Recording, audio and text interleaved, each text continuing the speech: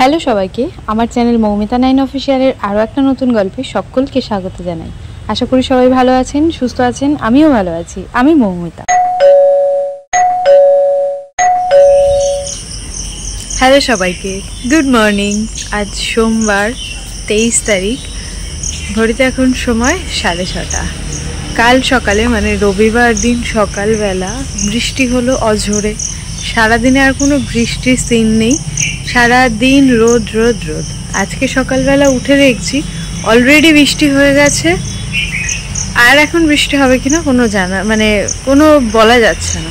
বৃষ্টি অলরেডি হয়ে গেছে, আর গাছগুলোকে এত সুন্দর লাগছে, চলো তোমাদের সাথে শেয়ার করি।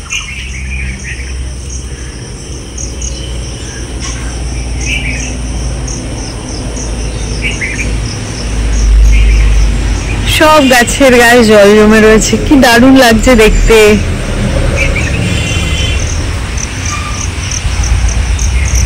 আর এই টবগুলো পুরো জলে ভরে গেছে।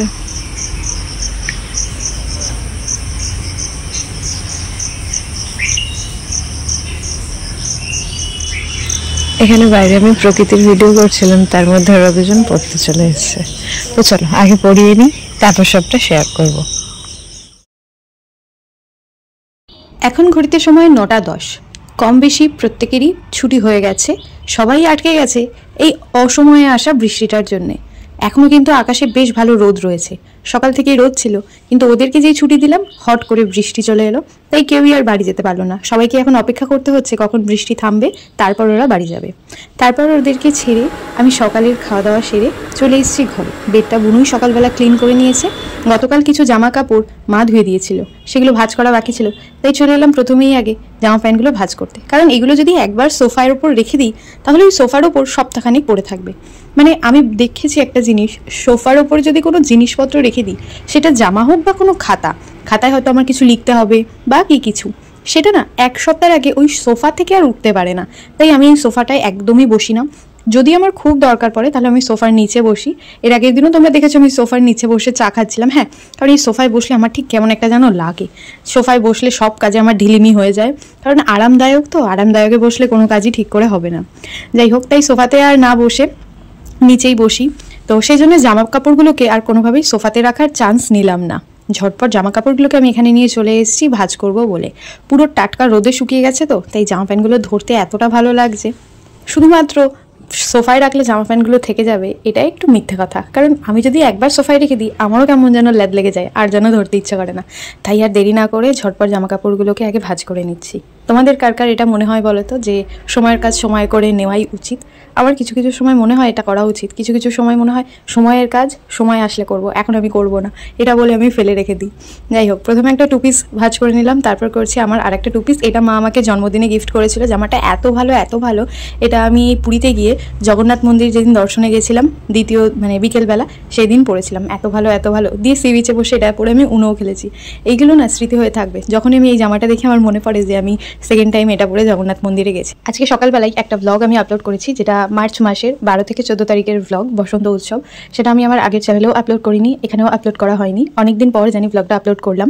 এখন তোমরা দেখো আর দেখে জানিও যে তোমাদের কেমন লাগলো। এটুকুই তোমাদের থেকে চাওয়া আর পাওয়া আমার। তো যারা নতুন আছো অবশ্যই কমেন্টে জানিও ব্লগটা কেমন লাগলো। আর এই ব্লগে যারা নতুন আছো অবশ্যই জানিও ব্লগটা কোথা থেকে দেখছো। চ্যানেলে নতুন হয়ে থাকলে অবশ্যই চ্যানেলটা সাবস্ক্রাইব করে নিও।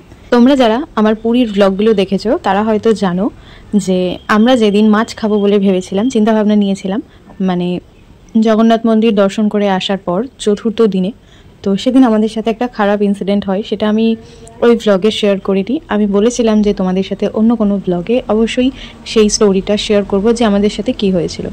চলো আজ সেটা আমি তোমাদের সাথে শেয়ার করব। কারণ আজকে এইখানে যে জামা কাপড়গুলো ভাঁজ করছিলাম তার বেশিরভাগই আমরা পুরীতে নিয়ে গেছিলাম। একে একে সবটাই ধোয়া হচ্ছিল আর এক দিন করে ভাঁজ করে তুলে দেওয়া হচ্ছিল। তো ব্যাপারটা হয়েছিল কি, আজকালকার দিনে দাঁড়িয়ে আমরা প্রতিটা মানুষই কম বেশি ক্যাশ টাকা থেকে অনলাইন যে টাকার ব্যবহার হচ্ছে সেটা বেশি প্রেফার করছি। আজকাল মানুষ দোকান থেকে একটা 5 টাকার বিস্কুট কিনলেও হয়তো চেষ্টা করে যে যদি ফোনে দিয়ে দেওয়া যায়, ক্যাশ টাকা নেই ফোন থেকে দিয়ে দেয়। তো আমরা যতটা দরকার ততটা ভাবনা চিন্তা করে ক্যাশ টাকা নিয়ে গেছিলাম। তো সেখানে গিয়ে এমন একটা পরিস্থিতিতে পড়লাম, পরিস্থিতিটা এরকমই, যেখানেই ঢুকছি, যে দোকানেই যাচ্ছি, যাই কিনছি, সব জায়গাতে ক্যাশ দিতে হবে। কেউই আর অনলাইন টাকা নিচ্ছে না। আজকালকার দিনে দাঁড়িয়ে কেউই ক্যাশ টাকা নিয়ে যাতায়াত খুব একটা করে না, যতটা দরকার ততটা নেয় বা তার থেকে বেশি। বাকিটা মানুষ অনলাইনই করে। আমরাও সেরকমটা ভাবনা চিন্তা করে নিয়ে গেছিলাম, কাকারাও তাই করেছিল, আমরাও তাই করেছিলাম। এবার যথারীতি আমরা 4 থেকে 5 দিনের ট্যুরে গেছি, সেখানে তো সব টাকাটা ক্যাশ নিয়ে যাওয়া যায় না, তাই আমরা অনলাইন নিয়ে গেছিলাম। 3 দিন অবধি ঠিকঠাক ছিল পরিস্থিতি। 4 দিনের দিন পরিস্থিতি এতটাই খারাপ হয়েছিল, আমাদের কাছে ক্যাশ টাকার পরিমাণ ভীষণই কম হয়ে গেছিলো। যা টাকা ছিল সবই অনলাইন ছিল। অনলাইন যেখানেই দিতে যাচ্ছি কেউ বলছে অনলাইন নেব না। তো সেখানে এবার আমাকে কি করতে হবে, তাহলে এটিএম থেকে ক্যাশ তুলতে হবে। আমরা 2 থেকে 3টে এটিএম ঘুরেছি, কোনো এটিএমে টাকা নেই এবং নেটওয়ার্ক মানে সার্ভিস খারাপ রয়েছে। তো এবার আমাদের তো টাকা লাগবে, আমরা কি করব? তো ওখানে অটো স্ট্যান্ডে একজনকে বলা হলো যে সামনে, আমরা যেহেতু চিনি না, রাস্তার সাইডে অটো স্ট্যান্ড ছিল, অটো স্ট্যান্ডে জিজ্ঞেস করা হলো যে এখানে ব্যাংক বা এটিএম কোথায় আছে। দিনটা ছিল মনে হয় সম্ভবত সোমবার বা রবিবার, রবিবার ছিল মনে হয়। তো ব্যাংকের খোঁজ করেছি, কিন্তু ব্যাংক তো বন্ধ ছিল। তো এটিএম এর খোঁজ করা যথারীতি আমাদের প্রথমেই অটোওয়ালাকে বলা হয়েছিল যে আমাদের হাতে কিন্তু কোনো রকম ক্যাশ টাকা নেই, আমরা টাকা তুললেই টাকা দিতে পারবো। তিনি বলেছিল আমাদের 150 টাকা ভাড়া, আপনি 100 টাকা দিলেই হবে। বলছে তাহলে আমরা যাই, আমরা ফিরে আসবো, যদি টাকা না তুলতে পারি আমরা রুম থেকে এনে টাকা অবশ্যই আপনাদের দিয়ে দেবো। তো বেশ ভালো, উনি বললো ঠিক আছে চলুন। দিয়ে উনি অটো করে আমাদের নিয়ে গেল। সেখানে কোনো রকম টাকা নেই এটিএমে। উনি পেট্রোল পাম্পে নিয়ে গেল, উনি আমাদের বুদ্ধি দিয়ে পেট্রোল পাম্পে নিয়ে গেল। সেখানেও পেট্রোল পাম্প থেকে টাকা দেওয়া হলো না। তারপর আরও একটা এটিএমে যাওয়া হলো, সেখানেও কোনোভাবে টাকা পাওয়া গেল না। কিন্তু সেখানে একজন ভদ্রলোক এসেছিলেন যিনি এটিএমে টাকা রাখবেন বলে। এবার এটিএম খারাপ বলে তিনিও টাকাটা রাখতে পারলেন না। তো তার সাথে কথাবার্তা বলে তার টাকাটা আমরা নিই এবং তাকে আমরা টাকাটা অনলাইন করে দিই। তো কিছুটা টাকা আমরা পাই। এবার তার সাথে কথা হয়েছিল তিনি আমাদেরকে একটা এটিএমে নিয়ে যাবেন, কিন্তু তিনি আমাকে একটা এটিএমে না নিয়ে গিয়ে আরও একটা এক্সট্রা এটিএম এবং আরও একটা এক্সট্রা পেট্রোল পাম্পে নিয়ে গেছিল। তো তার জন্য আমরা বেশ ভালো, আমাদের যতটা পরিমাণে টাকা ক্যাশ দরকার ছিল আমরা ততটা পাইনি, তার হাফেরও হাফ টাকা পেয়েছি। তো বেশ ভালো। এবার আমরা ফিরে এসেছি, আমাদের তাকে 100 টাকা দেওয়ার কথা ছিল। তো আমরা যেহেতু টাকা পেয়েছি 100 টাকা কেন দেবো, তাই আমরা 150 টাকা দিয়েছি, যে আমরা কিছু তো পেয়েছি। 150 টাকা দেওয়ার পর উনি বলছে না এই টাকা আমি নেব না, আমাকে আরও ডবল পেমেন্ট করতে হবে, কারণ আমি ডাবল গেছিলাম, দুটো জায়গায় এক্সট্রা নিয়ে গেছিলাম। তো আমাদের সেখানে ওনার সাথে কথা হয়ে গেছিলো যে আমি টাকা না তুলতে পারলে দেবো না, সেখানে আমি টাকা তুলতে পারিনি। যাই হোক, এই বিষয় নিয়ে প্রায় 1 থেকে 1.5 ঘন্টা আমাদের রোদে দাঁড়িয়ে তাদের সাথে অনেক ঝামেলা হয়েছিল। তো অবশেষে যখন তাকে টাকাটা ফেরত দেওয়া হলো, টাকাটা ফেরত দেওয়ার আগেও অবধি তিনি খুব খারাপ ভাষায় আমাদের সাথে ব্যবহার করেছে। আমি, কাকা আর ভাই 3জন বেরিয়েছিলাম, তো খুব খারাপ ভাষায় ব্যবহার করেছে। এবং যখন আমরা টাকাটা তার হাতে দিয়ে দিই তখন তিনি আমাদের সাথে ভালো ব্যবহার করছে, বলছে না দাদা আপনার বোঝা উচিত, তখন যেন দাদা হয়ে গেছে। তো ব্যাপারটা ভীষণ খারাপ লেগেছে যে এত বড় জায়গা, 4 ধামের এক ধাম হলো পুরী, সেই ধামে গিয়ে যদি আমাদের সমস্যা হয়, সেখানে প্রতিদিন মানুষ যাচ্ছে, সেখানে যদি তারা এইভাবে হ্যারাস হয় তাহলে মনে হয় মানুষ যাবে না। তো জয় জগন্নাথ বলে এসেছি, আবারও যদি ইচ্ছা হয় জগন্নাথ দর্শনে যাব, কিন্তু 3-4 দিনের বেড়াতে আর যাব না। তো এই হলো সেদিনের গল্প, যেটা খুব খুব খুব খারাপ এক্সপিরিয়েন্স ছিল। সেদিন সকালে আমাদের মাছ খাওয়া হয়নি, তারপরে আমরা মাছ খেয়েছিলাম বিকেলবেলা। তো তারপর কি করছিলাম, জামা কাপড়গুলো ভাঁজ করে চলে এসেছি। এই জামাটা একটু ভেজা ভেজা ভাবছিল, তাই এই ওপরের ব্যালকনিটাতে মেলে দিতে। কিন্তু এসে দেখি ব্যালকনিটা এত ময়লা যে আমার একদম ভালো লাগছে না। তাই নিচ থেকে ঝাঁটাটা এনে আগে ব্যালকনিটাকে ঝাড় দিয়ে পরিষ্কার করে নিচ্ছি। পরিষ্কার জায়গায় থাকতে কিন্তু বেশ ভালো লাগে, তাতে মনও ঠিক থাকে, শরীর স্বাস্থ্যও ভালো থাকে। তাই আগে ব্যালকনিটা পরিষ্কার করে নিচ্ছি।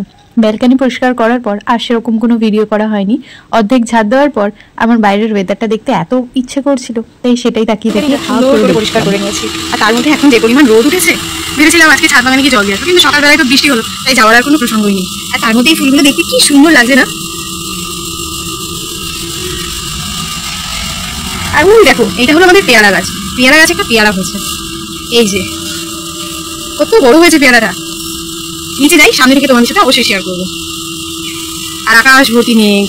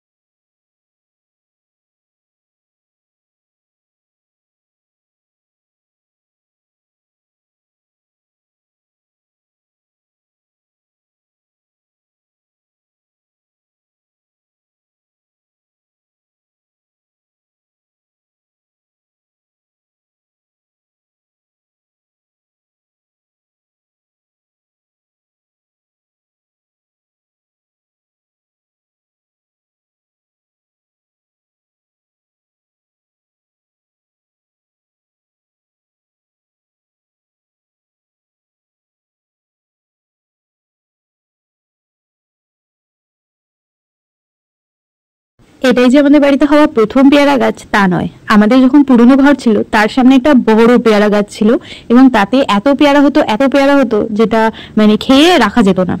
তারপর একদিন আমার এক দাদা এসেছিল এবং ওই পেয়ারা গাছে উঠে পেয়ারা গাছে বসে বসে পেয়ারা খেয়েছে। তো সেখানে আমি শুনেছিলাম অনেকে বলছিল যে পেয়ারা গাছে বসে নাকি মানে কোনো ফলের গাছেই উঠে নাকি ফল খেতে নেই, তাহলে পোকা হয় নাকি এটা বলছিল। তো সামথিং সেই ঘটনাটা ঘটার পর থেকে না আর ওই গাছে পেয়ারা হতো কিন্তু পেয়ারাগুলো সব পোকা হয়ে যেত। তো তারপর পেয়ারা গাছটা কেটে দেওয়া হয়েছিল আর তারপর আজ এত বছর পর পেয়ারা গাছ হয়েছে আর এই সুন্দর পেয়ারাটা হয়েছে, এটা দেখে মন ভরে গেছে। তো মাকে বলেছি এই পেয়ারাটা নিয়ে কালকে গোপালকে দেওয়ার জন্য, গোপালকে দেওয়া হোক, তারপর বলবো যে পেয়ারাটা খেতে কেমন হয়েছে।